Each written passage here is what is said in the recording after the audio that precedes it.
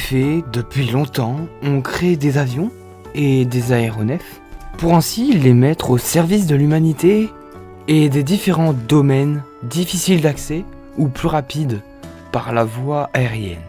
Donc aujourd'hui, nous allons parler des différents domaines et fonctions où l'aviation est utilisée. Et certaines sont un peu plus insolites que d'autres. Bonne vidéo.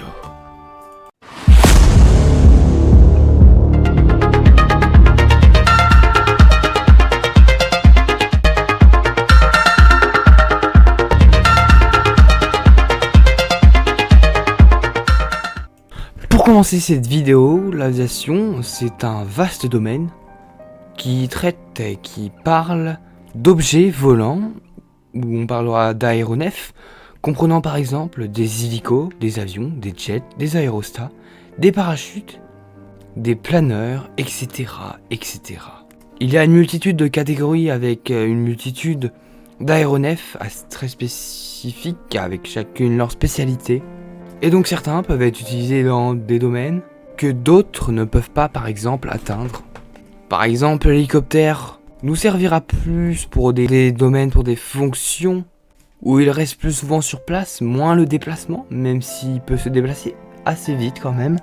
A l'inverse, pour faire des bombardiers d'eau par exemple, on utilisera plus des gros avions comme des Canadair. Donc chaque aéronef a par exemple des fonctions spécifiques qui lui sont appropriées. Et chacun de ces objets volants, comme par exemple l'avion, sont créés pour répondre donc à des fonctions spécifiques, comme avec les Rafales aussi, qui a été créé pour une fonction plus militaire, de défense et de sécurité, on verra juste après. Voilà pour ce deuxième petit exemple de fonctions spécifiques dans l'aviation. Après on retrouve différents autres exemples comme les Airbus, à réaction qui sont utilisés plus pour le transport de passagers d'avions de ligne, etc. Mais reprenons sur le sujet des différentes fonctions des avions.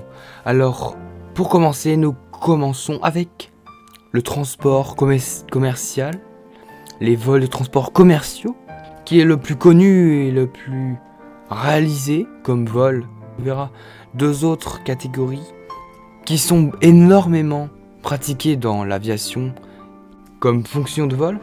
Et donc en fait ça fait partie de l'aviation civile qui consiste à relier par exemple toutes les villes et le monde entier par le ciel, donc par voie aérienne. Donc bien sûr il n'y a pas toutes les villes, mais cela permet de relier plusieurs villes et ainsi pouvoir diversifier les transports en commun qui sont alors d'aujourd'hui beaucoup utilisés. Et donc souvent ces types de vols, donc ces fonctions de vol, sont appliqués à des avions de ligne, des gros avions à réaction. Et donc ce domaine a démarré dès l'après-guerre avec des ex-avions de l'armée, donc des militaires, qui commencent ainsi petit à petit à transporter des gens et de la marchandise. Et ainsi on développe plusieurs plus gros avions, pouvant mieux transporter plus de charges, plus de personnes. Et donc dans ce transport dit commerciaux, on réalise également des transports de marchandises, comme je vous l'ai dit tout à l'heure avec l'exemple de l'après-guerre, donc des transports de marchandises, dites transports de frais. Donc voilà, on peut passer à la deuxième partie, à la deuxième fonction que j'ai répertoriée. Ici, on parlera d'une assez rare qu'on entend peu parler. Je parle ici des vols de transport sanitaire, donc c'est en fait des vols médicalisés qui consistent à transporter des personnes étant dans des situations en cas de maladie par exemple. Et donc cela permet de faire transporter les gens ailleurs plus rapidement, le plus rapidement possible, et pour aussi bénéficier de la meilleure et des meilleurs soins possibles. Par exemple, si tu voyages et que tu es dans un pays où les fonctions médicales sont très faibles, eh bien tout simplement tu commandes un vol de transport sanitaire qui va te transporter dans ton pays d'origine ou un pays le plus proche qui te permet de bénéficier des meilleurs soins possibles pour ainsi ta santé. Donc ce domaine est de plus en plus utilisé, ces vols sont de plus en plus réalisés et les jets peuvent aussi en faire partie au cas où les vrais avions dans le domaine des vols sanitaires, donc les gros avions, c'est des gros avions similaires à des avions de ligne tout simplement. Et bien au cas où tout simplement la situation et les conditions du patient ne conseillerais pas de prendre un gros vol, mais plutôt un jet. Dans ce cas-là, on utiliserait plutôt du coup un jet qui pourrait ne pas du coup aggraver autant la situation.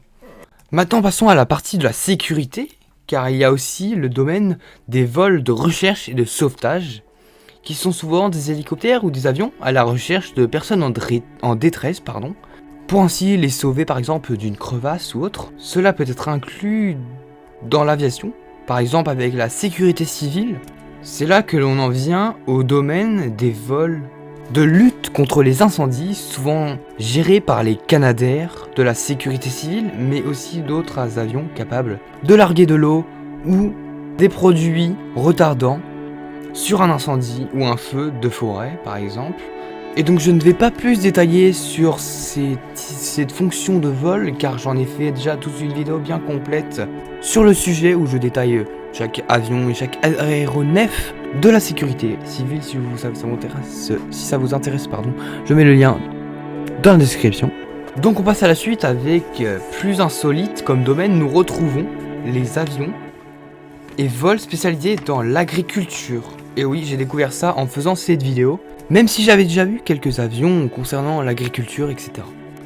Donc les vols spécialisés dans l'agriculture et le travail agricole. Donc il peut s'agir dans l'aviation, dans des avions par exemple, ou des hélicoptères, qui survolent ainsi les terres agricoles pour exercer par exemple des missions de... Donc les missions de ces avions seraient de pouvoir épandre, pour ainsi faire larguer par exemple des pesticides, ou bien des engrais sur les plantes et agriculture. On en voit très peu pourtant, mais ils sont présents dès l'entre-deux-guerres. C'est assez cool et stylé de voir ce type d'avion. Si vous en avez déjà vu, et bien joué à vous. Et donc avant, le type d'avion servant à cette fonction était plutôt des avions biplans. Et aujourd'hui, les avions se sont diversifiés et se sont modernisés. Et bien, parlons maintenant des vols spécialisés dans la photographie, ou alors pour filmer et photographier par exemple des paysages vus du ciel. Et en effet, cela est assez joli. Rien que de prendre l'avion, c'est stylé, mais alors imaginez-vous prendre des magnifiques photos. Cela donne parfois des images magnifiques et exceptionnelles, souvent dans des hélicoptères, mais aussi énormément dans des avions. Ces fonctions de vol sont aussi spécialisées pour filmer des événements, par exemple lors de passage de la flamme olympique, on pouvait filmer de haut dans des avions ou dans des hélicoptères, ou même avec des drones, on pouvait filmer ainsi le passage de la flamme olympique vue de ciel. Mais également le Tour de France, ou les genres de courses comme ça, où des avions peuvent suivre tout simplement les coureurs ou les concurrents de haut. Donc comme je viens de vous le dire, ce vol se développe de plus en plus avec les drones, qui remplacent peu à peu cette fonction de vol dans l'aviation. Et ces vols sont aussi utilisés pour cartographier par exemple le monde. Maintenant, passons aux vols de sécurité et de défense. Donc ce sont des vols spécialisés dans le militaire, qui consistent à surveiller des zones ou à effectuer des missions militaires, comme des patrouilles, etc. Effectuer par exemple des missions de reconnaissance. C'est une grosse partie des vols bien présente dans l'aviation, comme je vous l'ai dit tout à l'heure, avec l'aviation civile. Il nous en restera une qui est aussi bien présente. Pas grand chose à dire sur cette fonction de vol, car j'ai déjà dit en fait dans les grandes lignes ce que cette fonction de vol exerçait. Et bien maintenant, passons au vol qui consiste à la recherche scientifique. Par exemple, l'observation météorologique qui sert à faire évoluer et grandir les recherches scientifiques, certaines recherches scientifiques, dans plusieurs domaines d'ailleurs. On a la recherche océanographique, la recherche sur la biodiversité, et bien d'autres. En effet, il est plus facile de voir vue du ciel, voire vue de l'espace, pour mieux effectuer les recherches, par exemple avec des recherches aussi environnementales. En effet, nous pouvons mieux voir et mieux observer vu de plus haut. Et bien maintenant, passons au dernier gros point, au dernier point le plus présent, bien que on le sait tous, le plus présent c'est l'aviation des transports commerciaux. Et donc maintenant on passe au loisirs et tourisme. qui consiste souvent au pilotage du LM et le fait de juste se promener ou effectuer des tours de piste par exemple, etc. Ou alors la voltige avec les rallyes par exemple, les rallyes d'avions de voltige, les courses aériennes. Et donc cette fonction de vol contient par exemple les parapentes, les planeurs, les hélicos, les ULM, les montgolfières, etc. Il y en a plein. Le fait tout simplement de voler juste vraiment pour le plaisir. Il n'y a pas de fonction spécifique, c'est juste tu prends ton avion et tu t'envoles.